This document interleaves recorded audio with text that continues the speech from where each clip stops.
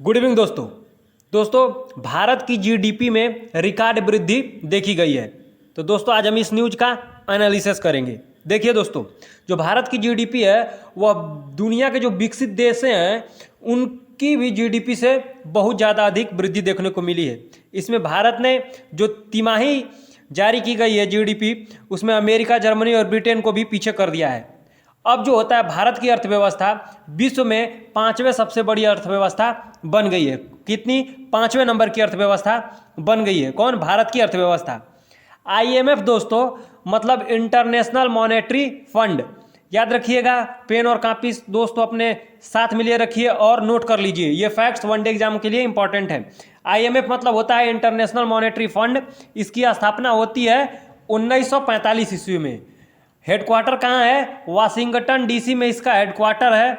और आईएमएफ की हेड कौन है? क्रिस्टलिना जॉर्जिवा इस समय आईएमएफ की हेड है। अगर पूछेगा कि मुख्य अर्थशास्त्री कौन है, तो याद रखिएगा पियरे ओलिवर गौरिचस। कौन है? पियरे ओलिवर गौरिचस क्या है? मुख्य अर्थशास्त्री हैं। अगर पूछेगा कि आईएमएफ में टोटल कितने मेंबर कंट्री हैं, तो आईएमएफ में टोटल मेंबर कंट्री 190 हैं। यह आपको याद रखना है।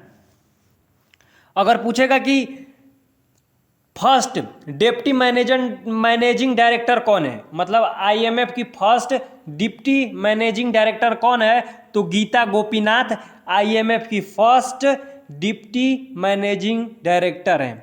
आईएमएफ दोस्तों जो कि विश्व में जब कोई भी अर्थव्यवस्था चरमरा जाती है तो उसे लोन देता है, और वो भी बेल आउट पैकेज, जो कि अभी उसने क्या करा है, पाकिस्तान को देने वाला है। ये आपको याद रखना है।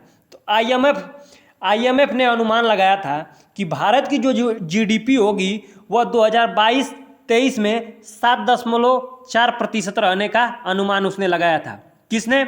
आईएमएफ ने लगाया था।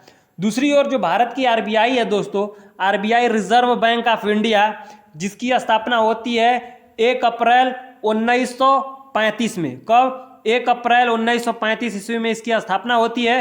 हेडक्वार्टर इसका मुंबई में है, और जो गवर्नर हैं इस समय शक्तिकांत दास हैं। ये आपको याद रखना है कि आरबीआई के जो गवर्नर हैं वह शक्तिकांत दास हैं, और इसकी स्थापना 1 अप्रैल 1935 ईस्वी में होती है। तो जो आरबीआई ने कहा था कि भारत की जो जीडीपी है, अर्थव्यवस्था है, वह 16.2% की रफ्तार से बढ़ सकती है। कब? 2022-23 की यह बातें बताई जा रही है। आईएमएफ का अनुमान था कि 7.4% रहेगी 2022-23 के एंड तक, और जो आरबीआई का कहना है वह कहना था कि 16.2% की रफ्तार से बढ़ेगी। देखिए दोस्तों, दोनों में डिफरेंस का कारण है क्योंकि जो आईएमएफ है, इंटरनेशनल मॉनेटरी फंड, वह कोई भी विश्व की रिपोर्ट देखेंगे उसमें भारत को हमेशा ही नीचे दिखाने का प्रयास किया जाता है। तो आईएमएफ की रिपोर्ट भी जो दोस्तों वो बायस्ड होती है, ठीक है। परंतु आरबीआई जो हम लोग का देश है वह 16.2% की रफ्तार से बता रहा है। दोस्तों पूरे विश्व में जहां रसिया यूक्रेन वार, पहले कोरोना फिर रसिया और यूक्रेन वार से महंगाई छाई हुई थी, और कई देशों की तो अर्थव्यवस्था टूट की चरमरा गई है, जैसे कि श्रीलंका है, पाकिस्तान है, ठीक है। ये तो लोन मांगते फिर रहे हैं। वहीं भारत की जो अर्थव्यवस्था है यह विकसित देशों के भी अर्थव्यवस्था से, याद रखिएगा, यह तिमाही अर्थव्यवस्था जो जीडीपी प्रस्तुत की गई है वह है, तो तिमाही जो ग्रोथ हुआ है वह जो विकसित देश हैं उनसे भी ज़्यादा देखने को मिला है, ठीक है।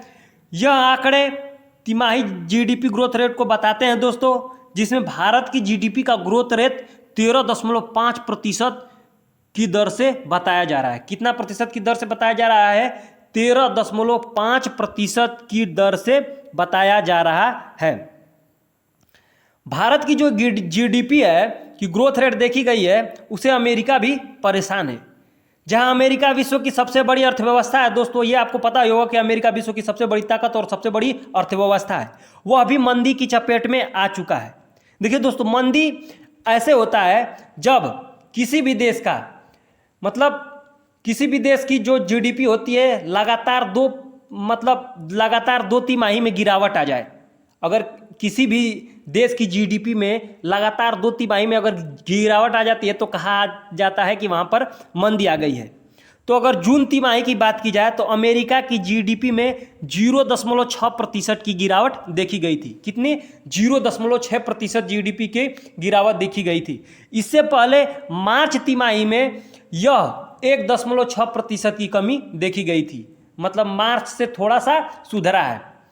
इसी कारण से कहा जा रहा है कि जो अमेरिका में है वह मंदी चल रही है, क्योंकि मैंने पहले ही बताया कि किसी भी देश में मंदी तब मानी जाएगी अगर मानिए कि किसी देश की इकोनॉमी दो बार मतलब दो लगातार तिमाही में गिरावट देखी जाती है तो कहा जाता है कि वहाँ मंदी आ चुकी है। दूसरी ओर दोस्तों अगर ब्रिटेन की बात की जाए तो ब्रिटेन की अर्थव्यवस्था भी मंदी के कगार पर पहुंच चुकी है। जनवरी तिमाही में ब्रिटेन की अर्थव्यवस्था 0.8% की गिरावट आई थी। कितने? 0.8% की गिरावट आई थी। और अभी अभी दोस्तों आप लोगों ने न्यूज पढ़ा ही होगा कि महारानी एलिजाबेथ की क्या हुई है? मृत्यु हो चुकी है।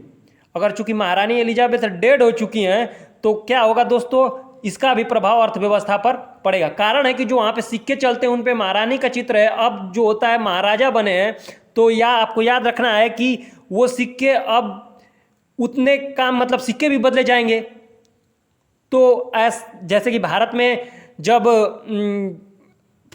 जो 500 और 1000 के नोट बदले गए थे तो भारत में दोस्तों क्या हुआ था कि जीडीपी गिरा था। उसी प्रकार से वहाँ भी होगा। कहाँ? ब्रिटेन में। ये साधारण भाषा में है कि ब्रिटेन में भी जीडीपी घटी देखी जा सकती है। 2022-23 से पहले भारत की जीडीपी की चौथी तिमाही में 4% की वृद्धि बताई जा रही थी। 2022-23 से पहले की बात है। पूरे वित्त वर्ष मतलब पिछले साल 2021-22 में जीडीपी ग्रोथ रेट है वह इंडिया की 8.7% थी। परंतु अभी 2022-23 में NSO national statistical office national statistical office ने अपना रिपोर्ट जारी किया है। उसमें भारत की जीडीपी रेट बताई गई है कि जो तिमाही जीडीपी रेट है वह 13.5% की वृद्धि से बढ़ रही है, जो विश्व के विकसित देशों की अर्थव्यवस्था से भी बहुत तेजी से यह ग्रोथ कर रही है। एनएसओ ने यह भी कहा है कि जुलाई महीने के कोर सेक्टर का आउटपुट सुस्त पड़ा था। इससे पहले ग्रोथ रेट भारत की जीडीपी का 9.9% था। अब जुलाई में कितना हो गया है? 4.4% तक रह जाएगी। मतलब अभी भारत की जो जीडीपी रेट है वह जुलाई में सुस्त पड़ गई है। दोस्तों अब आइए हम लोग थोड़ा सा जीडीपी की डेफिनेशन देख लेते हैं कि जीडीपी आखिर होता क्या है। अगर जीडीपी की फुल फॉर्म पूछे तो सकल घरेलू उत्पाद, इंग्लिश में ग्रॉस डोमेस्टिक प्रोडक्ट बोला जाता है। अगर दोस्तों साधारण भाषा में इसकी परिभाषा बोले तो साधारण भाषा में जीडीपी किसी एक साल में देश में पैदा होने वाले सभी सामानों और सेवाओं की कुल वैल्यू को कहते हैं जीडीपी। मतलब किसी देश में जो भी पैदा हो रहा है, सामान या सेवाएं दी जा रही है, उसकी जितनी भी वैल्यू हो गई उसको क्या बोला जाता है? उस देश की जीडीपी, सकल घरेलू उत्पाद बोला जाता है। ठीक है दोस्तों, तो आज हम लोगों की एनालिसिस रही कि भारत की जीडीपी की बहुत तेज़ी से वृद्धि हो रही है और जीडीपी क्या होता है। अगर दोस्तों आपको एनालिसिस अच्छी लगी हो तो क्लास को लाइक, सब्सक्राइब और शेयर करना न भूलें।